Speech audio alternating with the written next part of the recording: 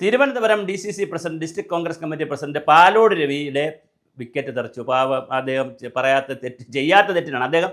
നിങ്ങൾ ആലോചിക്കണം, അദ്ദേഹം താഴെയുള്ള ബ്ലോക്ക് പ്രസിഡന്റിനോട് സംസാരിക്കുമ്പോൾ അങ്ങനെയൊക്കെ ചെയ്താൽ, അങ്ങനെയൊക്കെ പറ്റിയാൽ, അങ്ങനെയൊക്കെ സംഭവിച്ചാലെന്ന് പറഞ്ഞാണ് ഇത് പറയുന്നത്.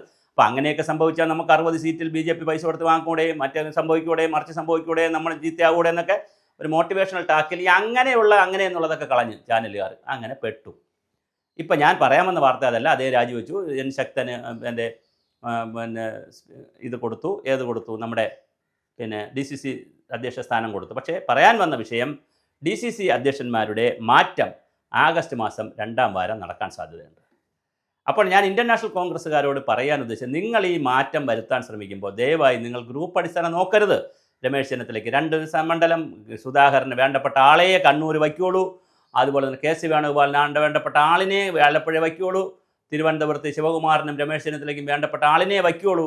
അങ്ങനെ ഓരോ ജില്ലയ്ക്കായിട്ട് നിങ്ങൾക്ക് ഇഷ്ടപ്പെട്ട ആളുകൾക്ക് പങ്കുവച്ച് കൊടുത്ത്, ആൻ്റണിക്ക് കുറച്ച് പേർക്ക്, VM സുധീരൻ പറയുന്ന കുറച്ച് പേരെ, ഇങ്ങനെ ഓരോ നേതാക്കളും സീനിയർ നേതാക്കൾ പറയുന്ന, K മുരളീധരൻ പറയുന്ന ആളിന്, ഇങ്ങനെ വളരെ സീനിയർ നേതാക്കൾ പറയുന്ന ആളുകൾക്ക് നിങ്ങൾ DCC അധ്യക്ഷ സ്ഥാനം കൊടുക്കരുത്.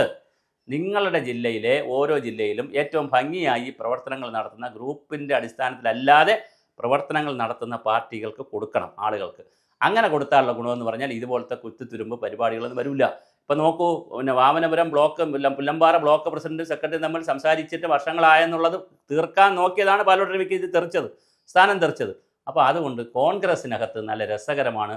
നിങ്ങൾ ഈ ഗ്രൂപ്പ് രാഷ്ട്രീയവും ഈ തമ്മിൽ തല്ലും, തൻ പോരുമയും തൻ പെരുമയും പ്രമാണിത്വമൊക്കെ കളഞ്ഞിട്ട് ജാതി സമവാക്യം പോലും നോക്കരുതെന്നാണ് ഞാൻ പറയുന്നത്. അതല്ലാതെ കൃത്യമായി താഴെത്തട്ടിൽ നിന്ന് പ്രവർത്തിക്കുന്ന പ്രവർത്തകരെ ഉന്നത സ്ഥാനങ്ങളിൽ, അർഹിക്കുന്ന സ്ഥാനങ്ങളിൽ എത്തിച്ചാൽ അതൊരു പ്രതിപക്ഷ പാർട്ടി എന്നുള്ള നിലയിൽ, ഇനി നാളെ ഭരണത്തിൽ വരുമെങ്കിൽ ഭരണപക്ഷ പാർട്ടി എന്നുള്ള നിലയിൽ ഇന്ത്യയിൽ ഒരു പ്രതിപക്ഷം ആവശ്യമുണ്ട്. തീർച്ചയായിട്ടും ഒരു ഭരണപക്ഷത്തിൽ വരുമെങ്കിൽ അത് ആയിക്കോട്ടെ, അങ്ങനെയും ആവശ്യമുണ്ട്.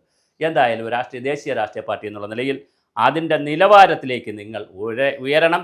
ഇത് നിങ്ങൾ ഓരോ ജില്ലയിലും മാറ്റണം. ഇപ്പോൾ തൃശ്ശൂർ പുറമെ കണ്ണൂർ, കോഴിക്കോട്, മലപ്പുറം, എറണാകുളം DCC അധ്യക്ഷന്മാരെ മാറ്റേണ്ടതില്ല എന്നുള്ളൊരു അഭിപ്രായം വരുന്നു. പിന്നെ കുറച്ച് നേതാക്കളുടെ അഭിപ്രായം കേൾക്കുന്നു. K സുധാകരനുമായി അടുപ്പമുള്ള ആളിനെ ആയിരിക്കണം കണ്ണൂർ വയ്ക്കുന്നു. ഇതൊക്കെ എന്ത് പത്രവാർത്തകളാണ്, എന്ത് മീഡിയ വാർത്തകളാണ്. അതുകൊണ്ട് ഇനിയെങ്കിലും കോൺഗ്രസ്സിനകത്ത് ഒരു ശുദ്ധീകരണം, നിങ്ങൾ പല നിലപാടും പല കാര്യങ്ങളൊക്കെ നടക്കുന്നുണ്ടല്ലോ, ഈ ശുദ്ധീകരണം നടക്കുമെന്ന് നമുക്ക് പ്രതീക്ഷിക്കാം.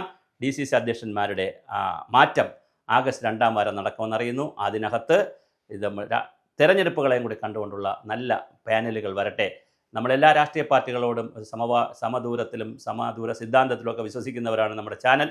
അതുകൊണ്ട് തന്നെ DCC അധ്യക്ഷന്മാരുടെ തെരഞ്ഞെടുപ്പിൽ വളരെ കൃത്യമായ ഒരു സമവായവും സമവാക്യമൊന്നും വേണ്ട, സമദൂരമൊന്നും വേണ്ട, മെരിറ്റ് വെച്ച് നോക്കണം. അങ്ങനെ എല്ലാ പാർട്ടികളിലും മെരിറ്റ് വന്നു കഴിഞ്ഞാൽ നമ്മുടെ രാഷ്ട്രീയ രംഗം വളരെ പ്രൊഫഷണലാകും, വളരെ മനോഹരമാകും.